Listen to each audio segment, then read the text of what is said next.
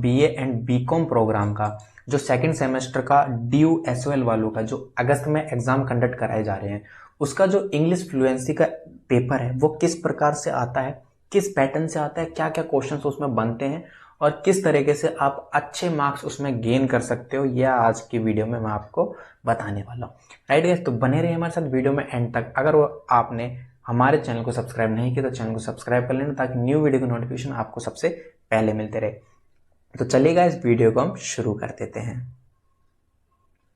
तो देखिए दोस्तों, हम बात कर रहे हैं बीए और बीकॉम। मैं आपको बता दूं, जो एसओएल वालों हैं, एसओएल वाले बीए एंड बीकॉम का सिलेबस और जो जो सब्जेक्ट इनके सेम रहता है, लाइक जैसे इंग्लिश और हिंदी, उनका जो सिलेबस रहता है वो पूरा सेम रहता है। तो किसी को भी कंफ्यूज होने की जरूरत नहीं है कि हमें बीए के लिए बताओ या हमें बीकॉम के लिए बताओ। ठीक है, एक ही वीडियो में पूरी चीज बता रहा हूँ मैं आपको, पूरा पेपर सॉल्व बता रहा हूँ कि कैसे एक्चुअल में आपको अटेम्प्ट करना है पेपर। आपका इंग्लिश फ्लुएंसी का पेपर है, टोटल 75 मार्क्स का पेपर है। इसके अंदर आपके 8 क्वेश्चन आएंगे और आठों के आठों आपको अटेम्प्ट करने हैं। ठीक है, इसमें आपको कोई ऑप्शन नहीं मिलेगा कि इस वाले क्वेश्चन को कि 8 में से 5 क्वेश्चन अटेम्प्ट करो या 8 में से 4 क्वेश्चन अटेम्प्ट करो, बिल्कुल नहीं। 8 के 8 क्वेश्चन आएंगे, आठों में से आठों क्वेश्चन आपको करने हैं। पहला क्वेश्चन आपका जो आएगा कॉम्प्रिहेंशन से आएगा, आपके 15 मार्क्स। कॉम्प्रिहेंशन आपको सभी को पता है कॉम्प्रिहेंशन पैसेज कैसे होते हैं और कैसे सॉल्व करने होते हैं, बहुत ही आसान होते हैं। इनमें अगर आप 15 मार्क्स का है तो आप आराम से 12-13 मार्क्स आराम से ले सकते हो अगर आपकी राइटिंग और स्पेलिंग सही है तो।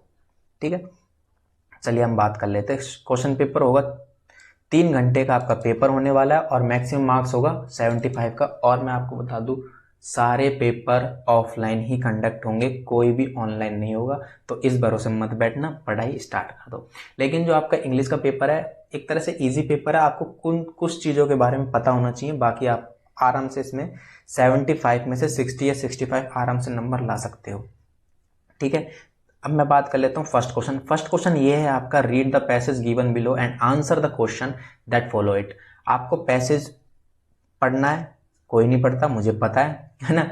आपको सिंपली क्वेश्चंस पढ़ने हैं। क्वेश्चंस में आपका ना सबसे पहले ये जो क्वेश्चन दिया हुआ है यहाँ पर, ये वाला जो क्वेश्चन दिया है, इसमें क्या बोला है, explain in your own words why the passage ask you to do the following. इसमें ना travel of session, travel of session के बारे में आप अपने मन से क्या लिख सकते हो। आप अपने मन से लिखना चाहो मन से लिख दो, या फिर आप इसमें से देखकर लिख दो, कोई बात नहीं है। ठीक है, कोई प्रॉब्लम नहीं है, आपको मार्क्स मिल जाएंगे। और ये सारे इनके क्वेश्चनों के आंसर देने हैं आपको। ठीक है, इसमें जो आपका कॉम्प्रिहेंशन पैसेज है उसको 2 पार्टों में डिवाइड किया गया है। क्वेश्चन नंबर फर्स्ट, आपका क्वेश्चन नंबर फर्स्ट आएगा 10 मार्क्स का। देन आपका क्वेश्चन नंबर सेकंड आएगा 5 मार्क्स का। ये लो 5 मार्क्स का। अब ये 5 मार्क्स का क्वेश्चन में है क्या, यहाँ पर है आपको मेक अ नोट्स। आपको पैसेज पढ़ना है और उससे आपको नोट्स बनाने हैं, मतलब इंपॉर्टेंट चीजें वहां पर लिखनी है कि भाई क्या आप उसकी हेडिंग डाल सकते हो, क्या उसकी सब हेडिंग लिख सकते हो और एब्रीवेशन क्या लिख सकते हो। ठीक है, एब्रीवेशन बहुत ज्यादा नेसेसरी है। ठीक है, हेडिंग और सब हेडिंग ये आपका फॉर्मेट है, इस फॉर्मेट के अकॉर्डिंग अगर आप चलोगे तो आपको 1 मार्क्स आपके पक्के। ठीक है, एब्रीवेशन के अकॉर्डिंग एब्रीवेशन मैक्सिमम आपको 2 एब्रीवेशन डालनी है, एक वर्ड का अलग अलग मीनिंग आपको बताना है यहाँ पर। ठीक है, देन आपको कंटेंट लिखना है, जो आपने हेडिंग और सब हेडिंग डाली है उसके अकॉर्डिंग आप इस पूरे पैराग्राफ में से क्या कंटेंट निकालते हो अपने थिंकिंग और इस पैसेज के अकॉर्डिंग। ये आपको दोनों चीज रूल अपनाने हैं, अपनी थिंकिंग भी लगानी है और इस पैसेज को भी देखना है। ठीक है, तब आप वहां से जाकर अच्छी तरह से कंटेंट बना पाओगे। तो कंटेंट आप बना दो, 3 में से 2 मार्क्स आपके पक्के, क्योंकि राइटिंग के और स्पेलिंग के नंबर कट जाते हैं। देन अगर इस एब्रीवेशन 2 एब्रीवेशन लिख दो, 2 मार्क्स, 1 मार्क्स यहाँ मिल जाएंगे, 1 मार्क्स यहाँ मिल जाएंगे, 4 मार्क्स आपके कहीं नहीं गए। तो ये 5 नंबर का जो ये कॉम्प्रिहेंशन वाला नोट्स वाला सेक्शन है, इसमें आपको पूरे 5 में से 4 या 5 में से 3 मिल सकते हैं, कहीं भी नहीं जाएंगे आपके नंबर। ठीक है, इस चीज का ध्यान रखना आप लोग। तो चलिए दोस्तों, अब हम बात कर लेते हैं थर्ड क्वेश्चन के बारे में। थर्ड क्वेश्चन एक तरह से मैं बोलूँ ना, बहुत ही आसान क्वेश्चन है। अगर आप लोग ने थोड़ी सी भी बचपन से लेके इंग्लिश पढ़ी है, इंग्लिश में आपका इंटरेस्ट अच्छा रहा है, तो आपका थर्ड क्वेश्चन में से 15 में से 14 या 13 मार्क्स आराम से आ जाएंगे। और आपकी राइटिंग और आपकी स्पेलिंग अच्छी है ना, तो आप 15 में से 15 भी मार्क्स ले सकते हो। सिंपल है, कुछ भी नहीं है। इसके अंदर आपका देखो 2 ऑप्शन मिल जाएंगे आपको, right a review in 250 and 300 words of a book recently read by you. आपने कोई भी रिसेंटली बुक पढ़ी हो, चाहे आपने महाभारत ही क्यों नहीं पढ़ी हो, उस महाभारत के बारे में आप अपने अकॉर्डिंग कंटेंट के हिसाब से रिलेवेंट इंफॉर्मेशन देकर आप किस तरीके से उसे एक्सप्लेन कर सकते हो अपने वर्ड्स में, ये आपको बताना है ना। देन इसी के अंदर आपको एक ऑप्शन और मिल जाता है, you recently show a movie of your favourite actor and actress. ठीक है, रिव्यू द फिल्म, फिल्म का रिव्यू देना कॉलेज मैगजीन के लिए।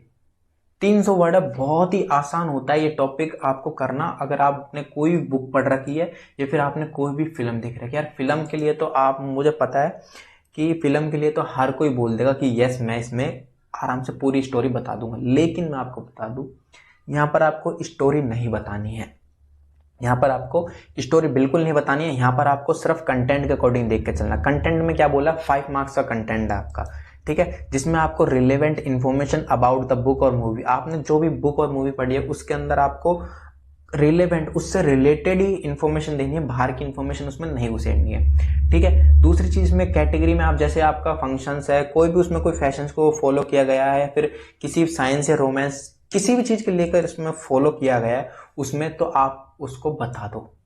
ठीक है, बुक और मूवी में अपना ओपिनियन देना है आपको। ठीक है, देन इसमें आपको एक्टर डायरेक्टर का नाम दे देना है। अगर आप एक्टर डायरेक्टर या बुक के ऑथर का नाम दे देते हो ना इसमें, तो बहुत ही अच्छा इंप्रेशन पड़ता है एग्जामिनर के ऊपर, तो एग्जामिनर आपके मार्क्स कम काटने के चांसेस हो जाएंगे वहां पर। ठीक है, 5 मार्क्स आपको कंटेंट के मिल गए।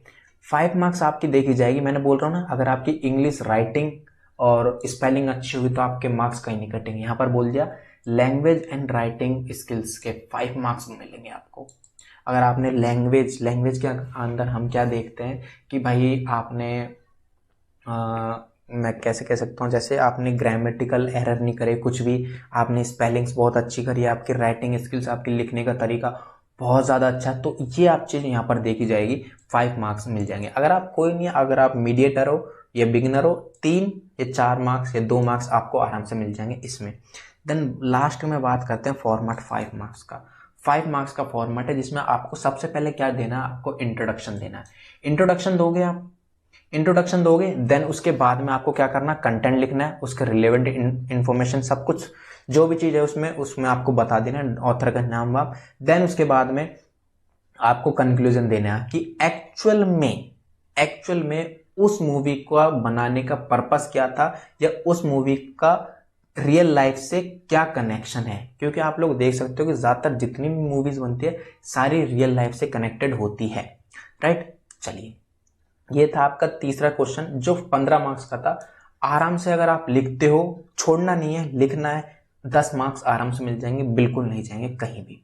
ठीक है, बात कर लेते हैं फोर्थ क्वेश्चन की। फोर्थ क्वेश्चन बोला है आईटीआर और एफआईआर। आईटीआर और एफआईआर बहुत ही आसान होते हैं, बट मैं आपको बताऊं कि इसमें एफआईआर और आईटीआर में से एफआईआर बहुत ही आसान है। एफआईआर में आपको कुछ भी नहीं लिखना, सारी चीज आपको फॉर्मेट में पढ़ लेनी है, फॉर्मेट देख लेना है, आपका काम खत्म। 10 मार्क्स आपको मिल जाएंगे, कहीं बार भी नहीं जाएंगे आपके 10 मार्क्स। समझ पा रहे हो मेरी बात? तो ये आपका पूरा 40 नंबर का पेपर हो गया, 4 क्वेश्चन में 40 नंबर। 40 में से आपके 35-30 मार्क्स कहीं नहीं गए अगर आप सही से करते हो। फॉर्मेट मैं अभी आपको बताऊंगा नेक्स्ट वीडियो में एफआईआर का, कि एफआईआर का क्या फॉर्मेट यूज होता है, राइट।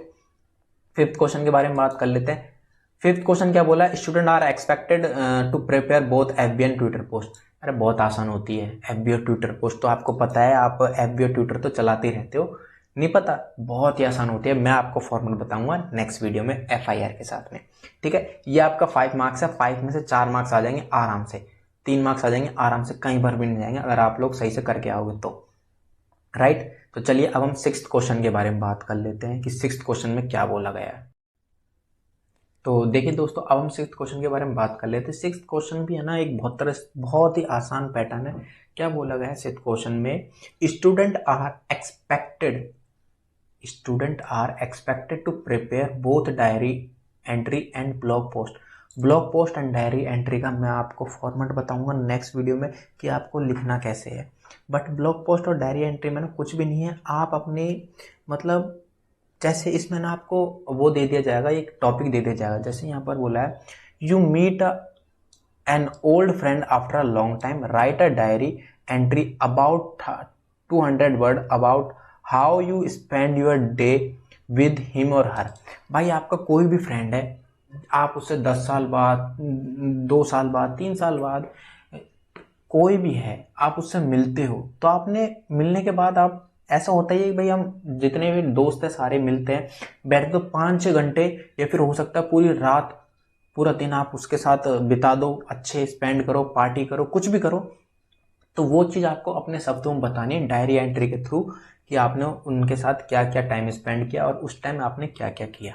ठीक है, ये सब चीज़ आपको उसमें बतानी है। देन आपको बोला है ब्लॉग पोस्ट, इसी के अंदर एक चीज़ है ब्लॉग पोस्ट। आपको डायरी एंट्री और ब्लॉग पोस्ट में से ऑप्शन मिलेगा, कुछ भी जो आपको सबसे ज़्यादा सफिशिएंट और बेटर लगे वो आप कर देना। जैसे यहाँ पर बोला है you read N inspirational books that affected you a lot. आपने कोई इंस्पायरिंग बुक पढ़ी है जिस जो आपको अफेक्ट कर रही है, जो आपको अंदर से मोटिवेट कर रही है। ठीक है, right a blog about 200 word about that impact of the book upon your life and personality. भाई उस बुक को आपको पढ़ने के बाद में आपकी लाइफ में और आपकी पर्सनैलिटी में क्या चेंजेस आए हैं, आपको क्या अपने अंदर चेंजेस देखने को मिले हैं, ये चीज़ आपको यहाँ पर बता देनी है। जैसे क्वेश्चन में बोल दिया कि भाई आपने इंस्पिरेशनल बुक पढ़ी है कोई, ऐसी आपको जब आप एग्जाम दोगे उसमें आपको ऑलरेडी बता दी जाएगा कि आपको इस के ऊपर आपको ब्लॉग लिखनी है, फिर इसके ऊपर आपको डायरी राइटिंग लिखनी है। तो यहाँ पर आपको कंफ्यूज होने की जरूरत नहीं है, फिर अपने अकॉर्डिंग दिमाग लगाने की जरूरत नहीं है। ठीक है, पहले बता रहा हूँ, पास होने के लिए पेपर दे के आना, अच्छे मार्क्स के लिए पेपर दे के आना, वरना आप अगर मान लो जैसे यहाँ पर बोला 200 वर्ड्स, 200 वर्ड्स है ना, तो 200 वर्ड्स से 250 ले जाना, 250 से 300 मत लेके जाना। फालतू की चीजें मत लिखना, क्योंकि ये कॉलेज लाइफ है, कॉलेज लाइफ में उन्हें फालतू की चीजें नहीं पसंद होती है। रिलेवेंट चीजें लिखोगे, बेटर और बेस्ट मार्क्स मिल जाएंगे आपको। जैसे रिलेवेंट चीजें में मेरा मतलब है 200 वर्ड, 200 वर्ड आपके ना ज्यादा ज्यादा, अगर आप भाई थोड़ा खुला खुला लिखना पसंद करते हो तो आपके 2 पेज में भर जाएंगे, लेकिन 200 वर्ड आपका 1 पेज में भी आ जाएगा। ठीक है, 1 पेज में भी आ जाएगा 200 वर्ड। तो आप उन 200 वर्ड में अपनी रिलेवेंट चीजें लिखना, आपके मार्क्स 5 के 5, जो भी 10 मार्क्स का क्वेश्चन है, ये आपका 10 मार्क्स का क्वेश्चन है, कहीं पर भी नहीं जाएंगे 10 मार्क्स। ठीक है, कंटेंट देखा जाएगा आपका 4 मार्क्स का, लैंग्वेज देखी जाएगी आपकी 4 मार्क्स की, कि आपने इंफॉर्मेशन लैंग्वेज दी है, और फ्रेजेस जो भी, मतलब आपने ग्रामेटिकल एरर तो नहीं किया कुछ। ठीक है, आपका फॉर्मेट देखा जाएगा, कैसा फॉर्मेट आपने यूज किया है। ठीक है, तो इस चीज का आपको ध्यान रखना है।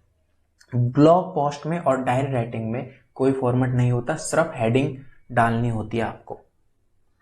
आपने हेडिंग डाली, कुछ भी हेडिंग डाल दिया कि आपने अपने दोस्त से मिलने गए तो आपने meet an old friend after long time, या आपने हेडिंग डाल दी।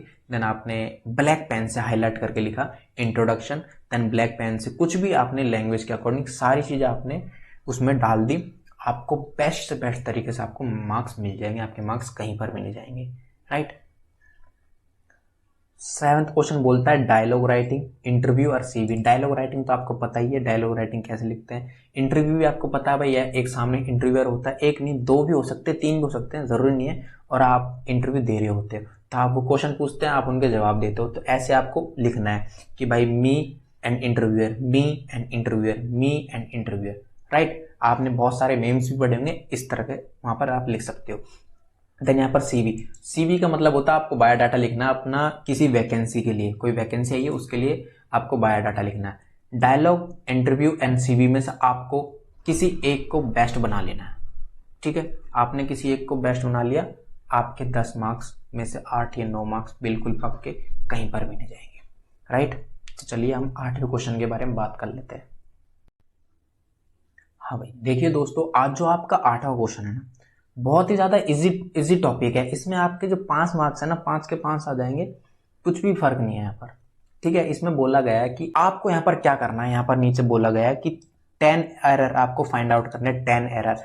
अगर आपके टेंसेज, आपकी वर्ड्स, प्रोनाउन सब आपके बहुत ही अच्छे हैं, आपकी मतलब ग्रामर आपकी बहुत अच्छी है ना, तो 5 आउट ऑफ 5 मार्क्स आएंगे। इसमें आपका 1 मार्क्स नहीं कटेंगे, क्योंकि इसमें मार्क्स सारे एरर के हैं। यहाँ पर कोई राइटिंग के मार्क्स नहीं मिलेंगे, यहाँ पर कोई उसका मार्क्स नहीं मिलेंगे। आपको स्पेलिंग मिस्टेक निकालनी है, ग्रामेटिकल मिस्टेक निकालनी है, एंड आपको सिर्फ 2 चीजें निकालनी है। कैसे, मैं आपको इसमें ना कुछ एरर है तो मैं आपको पढ़ के बताता हूँ, अगर कोई एरर है तो आप निकाल देना। और एज इट इज आपको लिखना है, ये नहीं कि आपने hi honey dad I are cooking dinner आपने सबसे पहले लिख दिया फिर आप सुषमा से स्टार्ट कर रहे हो, बिल्कुल भी नहीं, उल्टा पुल्टा आपको कुछ नहीं करना।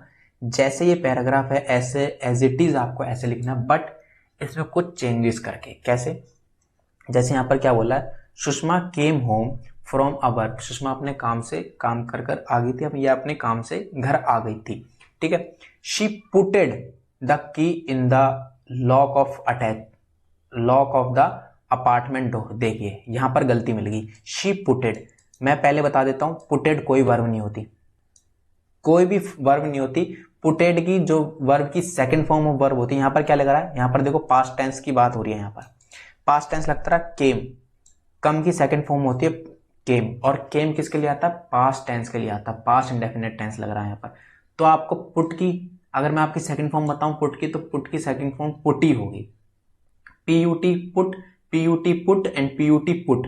अगर आपका यहाँ पर प्रेजेंट इंडेफिनिट टेंस होता तो यहाँ पर कम्स आता, देन यहाँ पर पुट्स आता, या पुटेड कोई भी वर्ब नहीं होती है। तो ये चीज आपको यहाँ पर ऐसे निकालनी है, यहाँ पर स्पेलिंग्स ऐसे आपको निकालने हैं।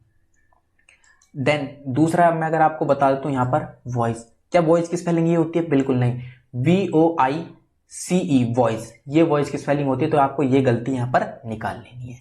तो ऐसे आपको चेंजेस करके पूरी 10 एरर निकाल के आपको नीचे लिख देने हैं, ठीक है। तो ये आपका पूरा इंग्लिश का पैटर्न है, ये इंग्लिश फ्लुएंसी पेपर है कि आपका किस तरीके से आता है, ये चीज आपको यहाँ पर देख लेनी है, ठीक है।